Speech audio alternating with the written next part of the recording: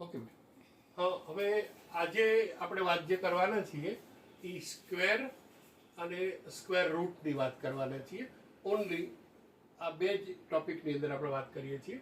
તો આપણે સ્ક્વેર કરવું હોય તો 1 into 1 that is 1, 2 into 2 that is 4, 3 into 3 that is 9, 4 into 4 that is 16, 5 into 5 that is 25, 6 into 6 is equal to 36, 7 into 7 is equal to 49, 8 into 8 is equal to 64.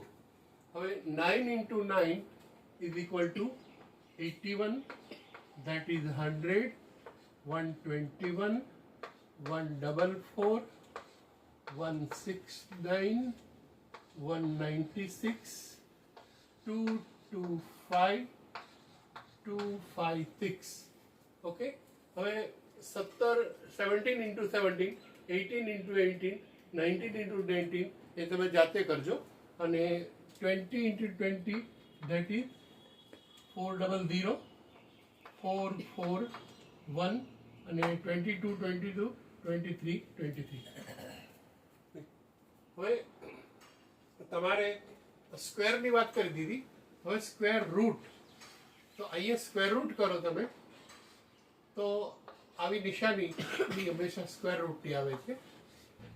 તો square રૂટની અંદર તમે શું કરશો કે 1 નો સ્ક્વેર રૂટ, તો અહીંયા તમે એક લઈ લો 1, 4 નું સ્ક્વેર રૂટ 2, 9 નું 3, 16 નું 4, 25 નું 5, 36 નું 6, 49 નું 7, 64 નું 8. એવી જ રીતે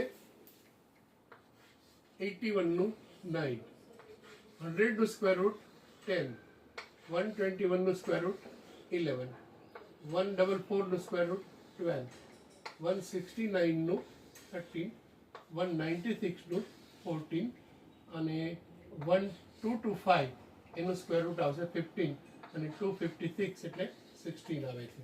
અને ત્યારબાદ 400 નું સ્ક્વેર રૂટ 20 અને 411 એનું 21 આવશે.